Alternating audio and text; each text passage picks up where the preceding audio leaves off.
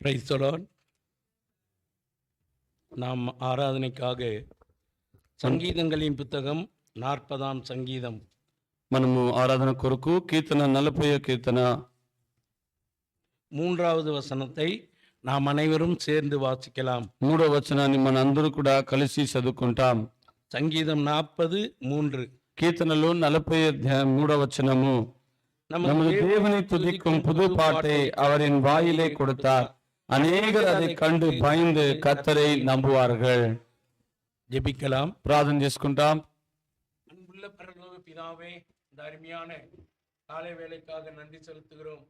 அடியார்களுக்கும் கூட நீர் பாராட்டின நன்மை மகா பெரியது. அதற்காக நன்றியுள்ள இருதயத்தோடு நாங்கள் உம்மை துதிக்கிறோம், உம்மை ஸ்தோத்திரிக்கிறோம்.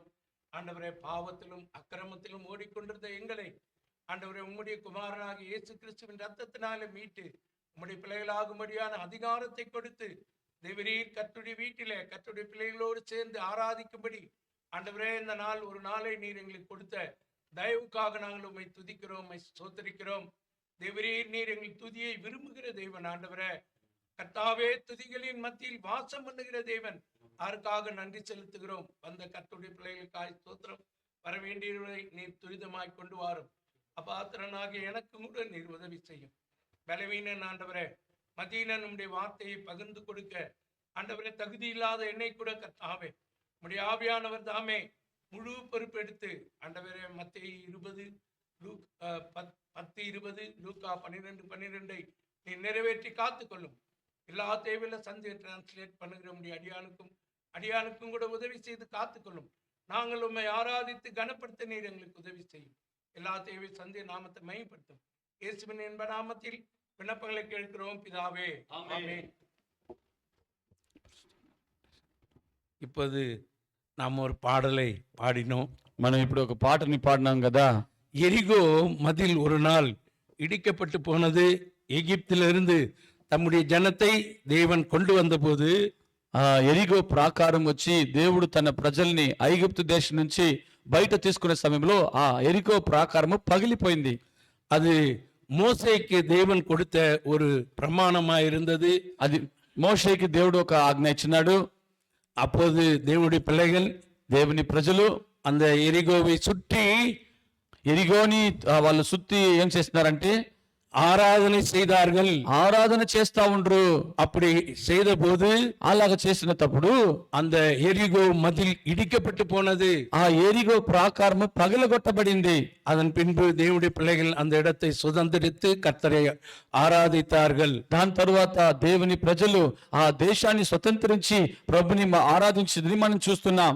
நாம் வாசித்த வேத பகுதி, మనం చదివిన ఈ లేఖన భాగము நமக்கு நன்றாய் தெரிந்த ஒரு பகுதி தான். మనకు బాగా తెలిసిన ఒక వాక్యంగా ఉంటుంది.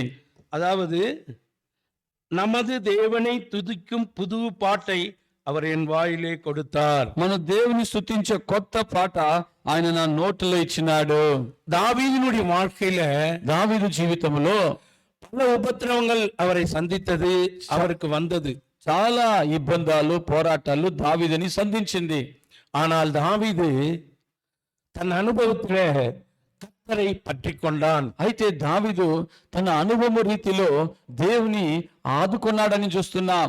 இங்கே 2வது வசனத்துல మన 2వ వచనంలో பயங்கரமான குழியிலும் உளையான சேற்றிலிருந்து என்னை தூக்கி எடுத்து என் கால்களை கண்மலையின் மேல் நிறுத்தி என் அடிகளை உறுதிப்படுத்தினார். ఆ కీర్తన 40 అధ్యాయం 2వ వచనము చదవండి. తెలుగులో వాసింగ్ తెలుగు.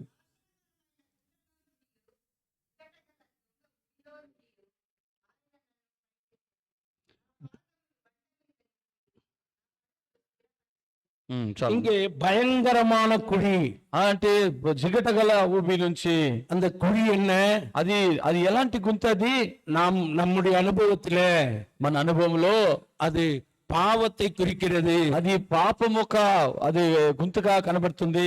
அவர் பாவத்திலிருந்து விடுதலை பெற்றுக் கொண்ட போது మనం ఈ పాపం నుంచి విడుదల ఇచ్చినప్పుడు அவன் ராஜாவாக்கப்பட்டான்.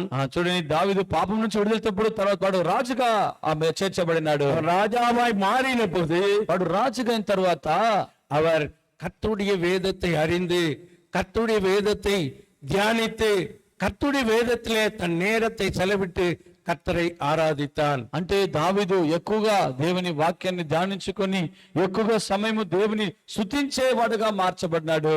இந்த புதிய அனுபவம், ఈ నూతనమైన అనుభవము, அந்த புதிய அனுபவம் எப்படி அவருக்கு கிடைத்தது? ஆடுகளின் பின்னே இருந்த ஒரு மனுஷனுக்கு தேவன் செய்த காரியம் மகா பெரியது. అంటే గొర్రెల వెనక ఉన్న పోతున్న ఒక అబ్బాయికి దేవుడు చూసిన ఆ కృప ఎంతో గొప్పదిగా ఉంటుంది. அதை அறிந்து கொண்ட தாவீது, దాన్ని ఎరిగిన దావీదు சுமார் 72 சங்கீதங்கள் எழுதியிருக்கிறதாய் நாம் பார்க்கிறோம்.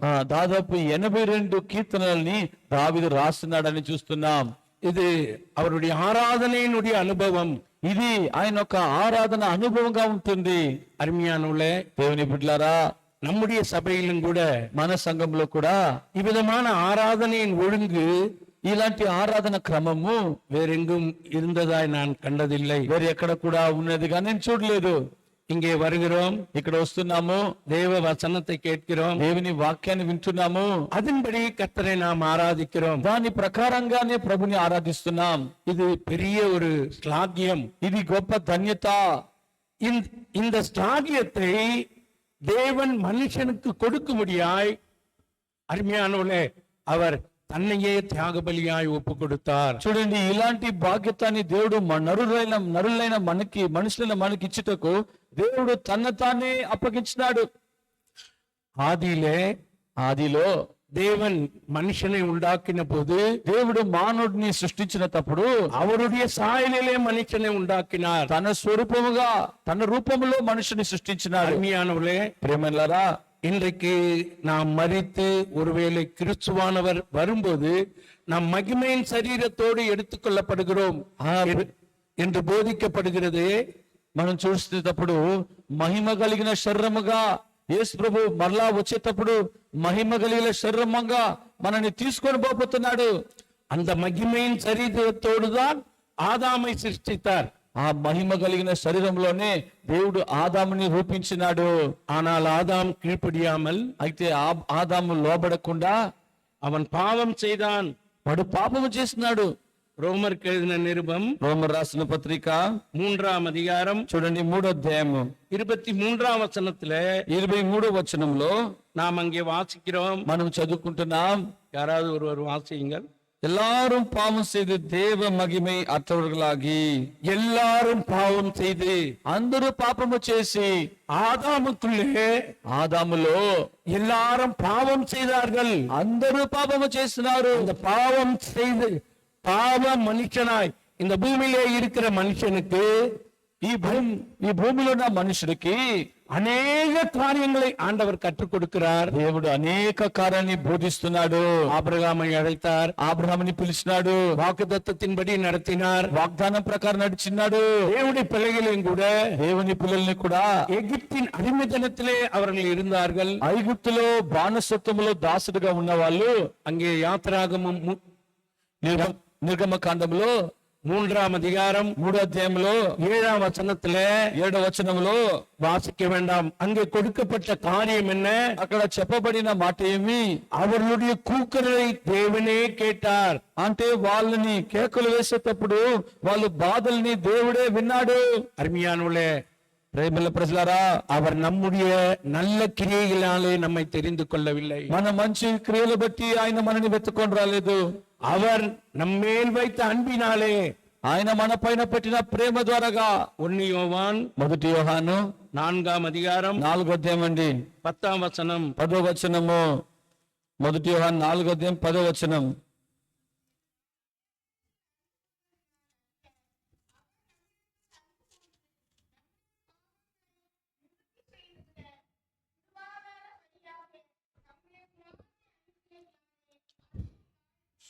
தம்முடைய குமாரனை அனுப்பினதினாலே, తన కుమారుణ్ణి పంపించిన ద్వారాగా அன்பு நமக்கு கொடுக்கப்படுகிறது. ఆ ప్రేమ మనకు ఇవ్వబడింది. அந்த அன்பு எவ்வளவு பெரியது!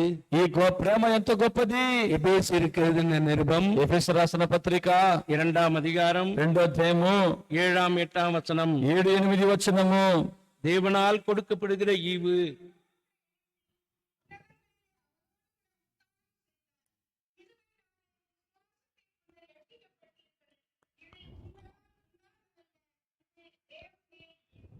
இது தேவனுடைய ஈவு, ఇది దేవుని వరము. நம்முடைய கிரியையினால் அல்ல, ప్రియమలరా మన క్రియలు బట్టి కాదు, தேவன் நம்மேல் வைத்த அன்பினாலே. దేవుడు మన పైన పెట్టిన గొప్ప ప్రేమను ద్వారాగా. அருமையானவர்களே, ప్రేమలరా தேவன் நம்மை நேசித்து దేవుడు మనల్ని ప్రేమించి அவருடைய குமாரனாகிய இயேசு கிறிஸ்துவை இந்த பூமியிலே அனுப்பி ఆయన కుమారుడైన యేసు ప్రభుని మన కొరకు ఈ భూమిలో పంపించి அவர் சிலுவையிலே நமக்காக மரித்தார். ఆయన శిలువలో మన కొరకు మరణించినాడు. மரித்த தேவன் మరణించిన దేవుడు இதோ ஒரு ஸ்தலத்தை ஆயத்தம் பண்ணி கொண்டிருக்கிறேன் என்று சொல்லி ఇదో నీ కొరకు ఒక స్థలాన్ని నేను సిద్ధపరుస్తున్నానని చెప్పి தேவன் நமக்காக பிதாவிடத்திலே பரிந்து பேசிக் கொண்டிருக்கிறார். దేవుడు మన కొరకు తండ్రి దేవుని దగ్గర విజ్ఞాపన చేస్తున్నాడు. தாவீது சொல்லுகிறான், దావీదు చెప్తున్నాడు, இதோ நான் துர்குணத்திலே உருவானேன், ఇదిగో నేను పాపములోనే రూపింపబడుతుని, என் தாய் என்னை பாவத்திலே கர்ப்பம் தரித்தாள். నా తల్లి పాపములోనే నన్ను గర్భం ధరించింది. இந்த பாவத்திலே மறந்த மனுஷனுக்கு, ఈ పాపములో పుట్టి పెరిగిన మనుషుడికి அருமையானவர்களே, ప్రేమలారా அவருடைய கிருபையை நமக்கு ஈவாய்ந்தார். దేవుడు తన కృపని మనకి బహుమానంగా ఇచ్చినాడు. அந்த கிருபையினாலே, ఆ కృప ద్వారాగా விசுவாசத்தை கொண்டு విశ్వాసమును బట్టి நாம் தேவனுடைய பிள்ளைகளாகும்படியான அதிகாரத்தை அவர் நமக்கு கொடுத்திருக்கிறார். మనమందరూ దేవుని పిల్లలవుటకు అధికారాన్ని ఇచ్చినాడు ఆయన. அந்த கிரியையினாலே அருமையானவர்களே, நாம் அவரை ஆராதிக்கக்கூடிய ஸ்லாகியத்தை நம்முடைய சபையிலே நாம் பெற்றிருக்கிறோம். ఇప్పుడు అలాగా దేవుని ఇలాంటి కృప పొందిన మనము దేవుని బిడ్డలుగా ప్రభుని ఆరాధించే భాగ్యతాన్ని పొందుకున్నాం. இந்த ஜனத்தை எனக்கென்று ஏற்படுத்தினேன், ఈ ప్రజల్ని నాకుని ఏర్పరచుకున్నాను. இவர்கள் என் துதியை சொல்லி வருவார்கள் என்ற வார்த்தையின்படி వీళ్ళు నా స్తుతులని ప్రకటించుకొని వస్తున్నారని அவர் நம்மை தெரிந்து கொண்டார். ఆయన మన ఏర్పరచుకున్నాడు. அது మాత్రమல்ல, అది మాత్రం కాదు, ఈ கிறிஸ்தவ மண்டலத்திலே క్రైస్తవ మండలంలో చూస్తే தேவனுடைய வார்த்தையின்படி దేవుని మాట ప్రకారము யாத்திராகமத்தின் புத்தகம் నిర్గమకాండము 34 அதிகாரம் 34వ అధ్యాయంలో 34:10 నిర్గమకాండం 34:10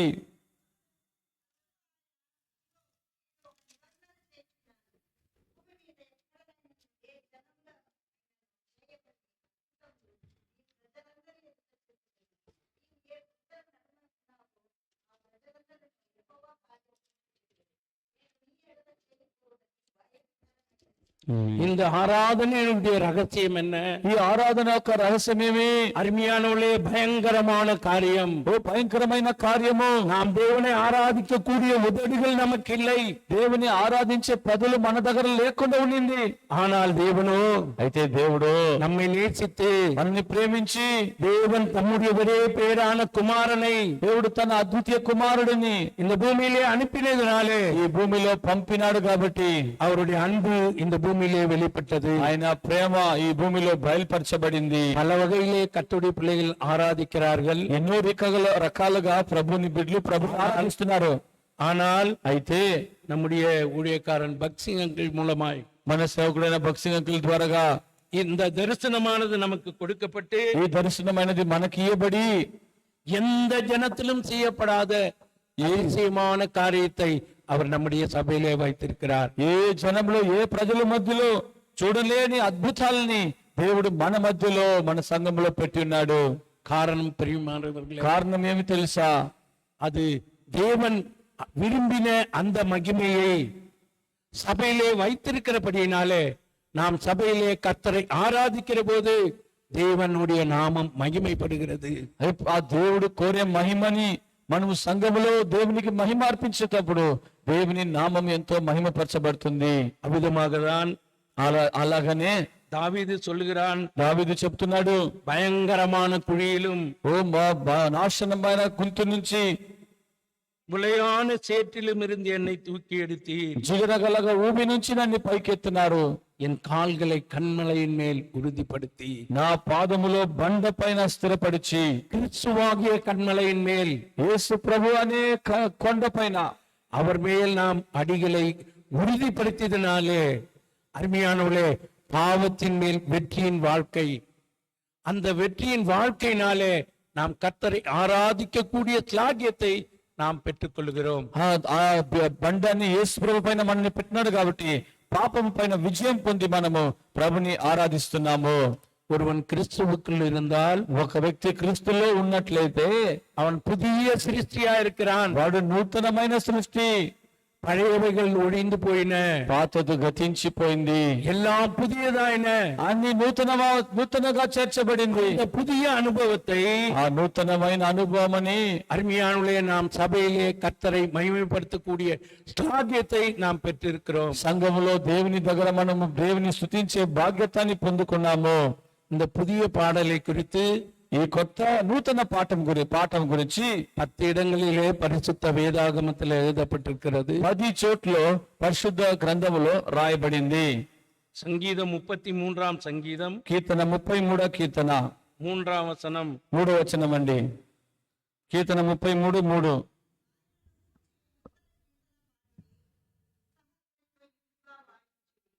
அவருக்கு புது பாட்டை பாடுங்கள், ஆனந்த சத்தத்தோட வாத்தியங்களை நேர்த்தியாய் வாசியுங்கள்.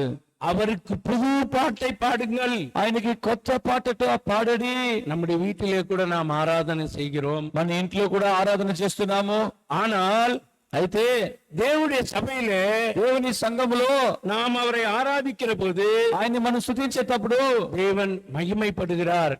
దేవుని నామం దేవుడు మహిమపరచబడతాడు. ஆகையினாலேதான் దేని ద్వారాగా அருமையானவர்களே, தாவீதுடைய அனுபவத்தோடு சேர்ந்து దావీదు యొక్క అనుభవంతో మనం కూడా చేరి இந்த புதிய பாடலை நாம் பாட கற்றுக்கொண்டிருக்கிறோம்.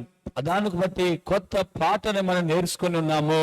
இது சபையிலே நாம் கர்த்தரை ஆராதிக்கக்கூடிய ஸ்லாக்கியம். ఇది ప్రభుని మనము ఆరాధించే ఒక బాధ్యత. రెండవదిగా రెండోదిగా வெளிப்படுத்தின விசேஷம் ప్రకటన 5ஆம் அதிகாரம் 5వ అధ్యాయం అండి, 10ஆம் வசனம். 10వ వచనము. ప్రకటన 5:10. எங்களை தேவனுக்கு முன்பாக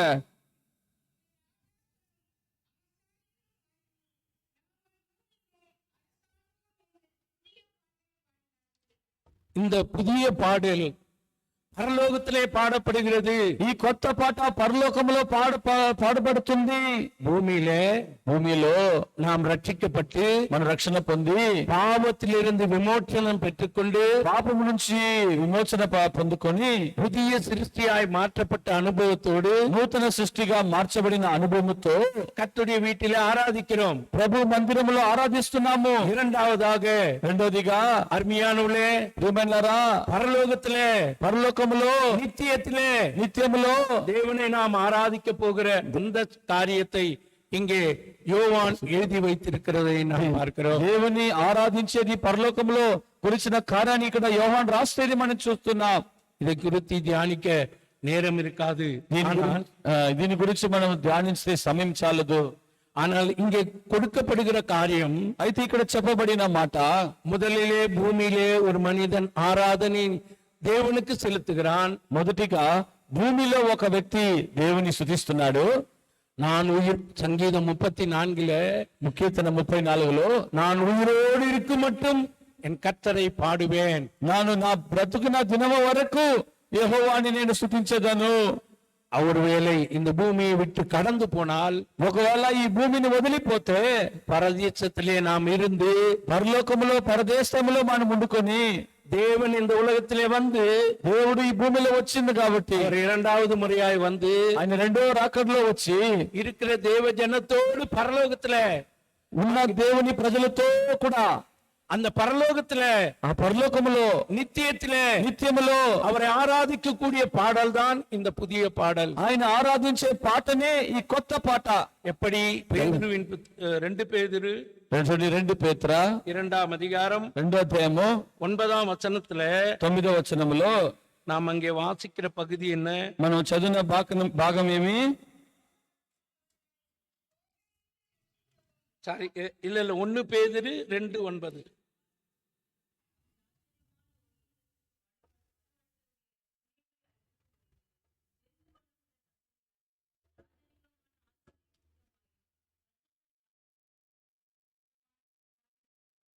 இங்கே நாம் பார்க்கிறோம், ఇక్కడ మనం చూస్తే நீங்களோ உங்கள் அந்தகாரத்தினின்று మీరు చీకటి నుంచి நம்முடைய ஆச்சரியமான ஒளியினிடத்திற்கு வரவழைத்தவருடைய புண்ணியங்களை அறிவிக்கும்படி தெரிந்து கொள்ளப்பட்ட ராஜரீக ஆசாரிய கூட்டம். చూడండి, దేవుడు మనని మనని అంధకారం నుంచి ఆశ్చర్యమైన వెలుగులో మనని పిలిచి ఆ పరలోక అంటే ఆయన సంతతిగా రాజరిక యాజక సమూహంగా పరిశుద్ధ జాతిగా ఆయన మనల్ని ఏర్పరచుకున్నాడు. ரெண்டு காரியம் பார்க்கிறோம். ఇక్కడ రెండు కార్యాలు మనం చూస్తున్నాం. ஒன்று ஆசாரியர்கள், ఒకటి యాజకులు, இரண்டு ராஜாக்கள், రెండోది రాజులు. எவ்விதமாக ఎలాగా நாம் பாவத்திலிருந்து மீட்கப்பட்ட போது, మనము పాపం నుంచి విడుదల పొందిన తర్వాత, நாம் தேவனுடைய பிள்ளைகளாய் மாறின போது, మనం దేవుని పిల్లలుగా మార్చబడిన తర్వాత அந்த ஆசாரிய கூட்டத்திற்கு நாம் தகுதியுள்ளவர்களாகிறோம். మనం ఈ యాజక సమూహానికి యోగ్యుడిగా మార్చబడుతున్నాము. ஆகினாலே దాని ద్వారా நாம் லேவியரும் ஆசாரியருமாய் கர்த்தருடைய வீட்டிலே ஆராதிக்கிறோம். మనము లేవీలుగా యాజకులుగా మనం దేవుని మందిరంలో దేవుని ఆరాధిస్తున్నాము. రెండోదిగా ராஜாக்களாக, రాజులుగా அங்கே పరలోకములో దేవుడు అర్మియానులే రాజాది రాజావాய் వీற்றிருக்கிறார். ఆయన రాజులకు రాజుగా సింహాసనంలో ఉంటున్నాడు. ఆది కర్తావాய் వీற்றிருக்கிறாய். ఆయన ఆ ప్రభులకు ప్రభులుగా అక్కడ ఆసనిగా ఉన్నాడు. அவருடைய சொந்த ஜனங்களாய், ఆయన సొంత ప్రజలుగా நாமும் கூட ராஜரீகத்திலே ராஜாவோடு சேர்ந்து கர்த்தரை புது பாட்டை பாட போகிறோம். ఆ రాజుతో చేర్చి మనం కూడా కొత్త పాటని మనం పాడుతున్నాము. எவ்வளவு பெரியதான ஒரு அனுபவம், ఎంత గొప్ప ధన్యత.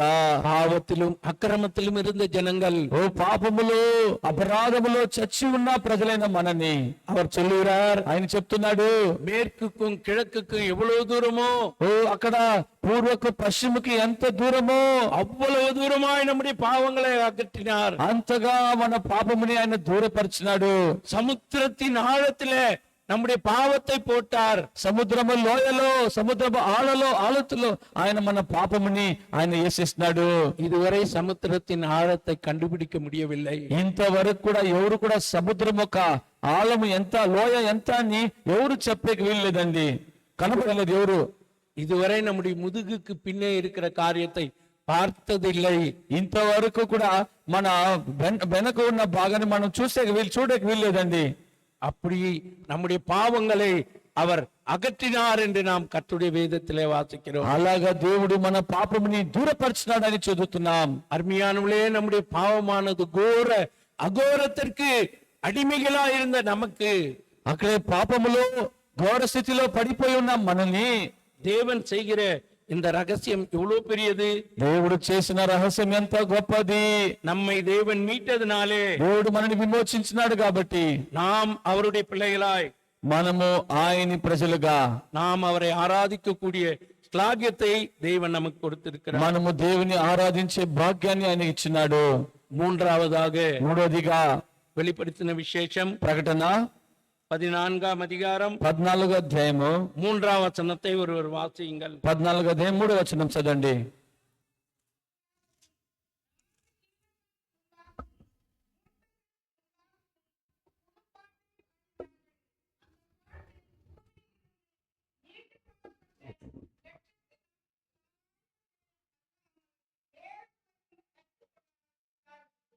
இங்கே வேறு ஒருவரும் கற்றுக்கொள்ள கூடாத ரகசியம். ఇక్కడ వేరు ఎవరు కూడా నేర్చుకొని లేని ఒక పాట. இந்த சம்பவமானது, ఈ ఒక కార్యం చూడండి, ஆண்டவராக இயேசு கிறிஸ்து இரண்டாம் முறை பூமிக்கு வந்து, యేసు ప్రభు రెండో రాకడలో భూమికి వచ్చేసి, அவர் வந்து ఆయన వచ్చిన తర్వాత இங்க இருக்கிற பரிசுவான்களும் மரித்த பரிசுவான்களும் அவரோடு எடுத்துக்கொள்ளப்பட்ட பின்பு, ఇక్కడున్న పరిశుద్ధులు, ఇక్కడున్న చనిపోయిన పరిశుద్ధవంతులు లేపబడిన తర్వాత இங்கே உபத்திரவ காலம் 7 வருடம் ஆரம்பிக்கும். ఈ భూమిలో 7 సంవత్సరము శ్రమ కాలము ప్రారంభించబోతుంది. முதல் 3.5 வருடம் உபத்திரவம், మొదటి 3.5 సంవత్సర శ్రమ కాలము, அடுத்த 3.5 வருடம் மகா உபத்திரவம், తర్వాత 3.5 సంవత్సరం చూస్తే మహాశ్రమలు. இதிலே தேர்ச்சி பெற்ற ஜனங்கள் தான் அங்கே இந்த பாடலை பாடுகிறார்கள். దీన్ని జయించిన ప్రజలే ఇక్కడ ఒక కొత్త పాటని పాడుతున్నారు. ஆகினால் எனக்கு அன்பான சகோதரனே, சகோதரியே, ఓ సహోదరుడా, సహోదరి, நாம் தேவனை பாடும்படியான புது பாடல், మనం దేవుని స్తుతించే నూతన పాట தேவன் நமக்கு கற்றுக் கொடுத்திருக்கிறார் என்று சொன்னால் దేవుడు మనకి నేర్పించినాడు అంటే அது தேவனுடைய சபையிலேதான், అది దేవుని సంఘములో, தேவனுடைய வார்த்தையினாலேதான், దేవుని వాక్యము చేత, தேவனுடைய வார்த்தை நமக்கு போதிக்கிற அடிப்படையிலே நாம் కற்றுకొల్లుகிற காரியங்கள் దేవుని వాక్యములో మనం నేర్చుకున్న కార్యంగా ఉంటుంది. ஆகினால் எனக்கு அன்பான సోదర సహోదరి, இந்த பெரிய ஸ்லாக்கியம், ఈ గొప్ప ధన్యత நமக்கு தேவன் கொடுத்திருக்கிறார் என்று சொன்னால், దేవుడు మనకి ఇచ్చున్నాడు అంటే முதலாவது நம்மை பாவத்திலிருந்து விடுதலை ஆக்கினார். మొదటిగా పాపం నుంచి మనకి విడుదల ఇచ్చినాడు. தேவனுடைய சபையிலே வைத்து கர்த்தரை ஆராதிக்கக்கூடிய ஸ்லாக்கியத்தை நமக்கு கொடுத்தார். దేవుని సంఘములో మనల్ని నిలిచిపెట్టేసి ఆయన స్తుతించే భాగ్యాన్ని మనకి ఇచ్చినాడు. இரண்டாவதாக பரலோகத்திலே ஆராதனையை நமக்கு கற்றுக் கொடுக்கிறார். రెండోది పరలోక ఆరాధనని మనకి నేర్పిస్తున్నాడు. அங்கே மூன்றாவது உபத்திரவ காலத்திற்கு பின்பு கர்த்தரை ஆராதித்த தேவனுடைய ஜனங்களோடு கூட ఆరాధిக்கிற స్లాగ్యం. మూడోది చూస్తే అక్కడ దేవుని ప్రజలతో పరలోకంలో కూడి చేర్చే ఆరాధన భాగ్యము. பழைய ஏற்பாட்டு சபையிலே పాత నిబంధన సంఘములో எகிப்து தேசத்திலிருந்து தம்முடைய ஜனத்தை தேவன் மீட்டு கொண்டு வந்து ఐగుప్తు దేశం నుంచి తన ప్రజల్ని దేవుడు విమోచించి వచ్చిన తర్వాత 39 வருட காலமாய் அவர்களை வழிநடத்தி అక్కడ 39 సంవత్సరంగా వాళ్ళని నడిపించి கடைசி ஒரு வருடமாய் అనేక వార్తகளை அவர்களுக்கு போதித்தார். ఆ తర్వాత చూస్తే అనేక వాక్యాన్ని దేవుడు వాళ్ళకి బోధించినాడు. உபாகமத்தின் புத்தகத்தை நீங்கள் வாசித்து பாருங்கள். ద్వితీయోపదేశకాండం మీరు చదివి చూడండి. ஒரு 30-35 நாட்களிலே 30-34 రోజులలో మోసే தேவனுடைய பிள்ளைகளுக்கு கற்றுக் கொடுக்கிற போதனை உபதேசம்தான் அந்த காரியங்களானது. அவர்கள் கானான் தேசத்திலே போய் சுதந்திரத்து கொண்ட தேசத்திலே தேவனுக்கு ஆராதனை செய்யக்கூடிய ஆசரிப்பின் காரியத்தை அவர் கற்றுக் கொடுத்தார். అక్కడ మోసే అక్కడ కానాన్ దేశంలో వాళ్ళు పోయిన తర్వాత ఎలాగ ప్రభుని ఆరాధించాలా అని మోసే ఉపదేశించిన కార్యాన్ని మనం చూస్తున్నాం. உபாகமத்தின் புத்தகம் ద్వితీయోపదేశకాండము உபாகமத்தின் புத்தகம் ద్వితీయోపదేశకాండము 11ஆம் அதிகாரம் 11వ అధ్యాయం అండి. முதல் வசனம் ஒரு வாசிங்கள். మొదటి వచనాన్ని మనం చదువుకుంటాం.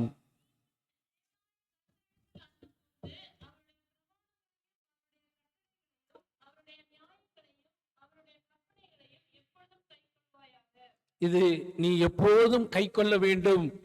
உபாகமத்தின் புத்தகம் ద్వితీయోపదేశకాండము 1ஆம் அதிகாரம் మొదటి అధ్యాయం 4ஆம் வசனம் 4వ వచనం అండి. ద్వితీయోపదేశం 1:4 40 வருஷం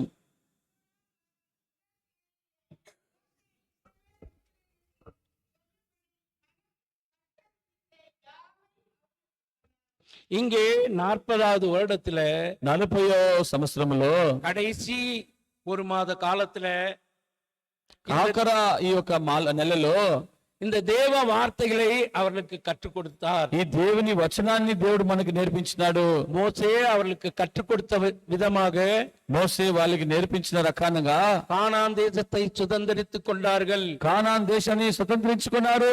அங்கே கர்த்தரை ஆராதித்து மகிமைப்படுத்தினார்கள். అక్కడ ప్రభుని ఆరాధించి మహిమపరిచినారు. நம்முடைய தாசனாகிய பக்சிங் அங்கிள் கூட మన భక్సింగ్ అంకుల్ కూడా இன்றைக்கு இருக்கிற உபதேசங்களின் மத்தியிலே ఇక్కడున్న ఉపదేశాల మధ్యలో இந்த புதிய பாடலை ఈ కొత్త పాటని தேவனுடைய பிள்ளைகள் அறிந்து கொள்ளும்படியான அறிவை దేవుని ప్రజలు ఎరిగిన జ్ఞానమును బట్టి பரிசுத்த ஆவியானுடைய அனுபவத்தோடு கூட நமக்கு போதித்து சென்றிருக்கிறார். పరిశుద్ధాత్మ అనుభవాన్ని మనకి బోధించినాడు. உலகத்திலே கவலைப்படுகிறோம். లోకంలో చింతలు. 1 பேதுருவின் புத்தகம் நாம் வாசிக்கிறோம். మొదటి పేతురు గ్రంథం మనం చదివితే அவர் உங்களை விசாரிக்கிறவர் ஆனபடியால் ఆయన మన విచారిస్తున్నాడు కాబట్టి கவலையெல்லாம் அவர் மேல் வைத்து விடுங்க. నీ చింతలు యావత్తు ఆయన పైన పెట్టండి. இன்றைக்கு கர்த்தருடைய வீட்டிலே வந்திருக்கிறோம். ఈ రోజు ప్రభు మందిరంలో వచ్చినాము.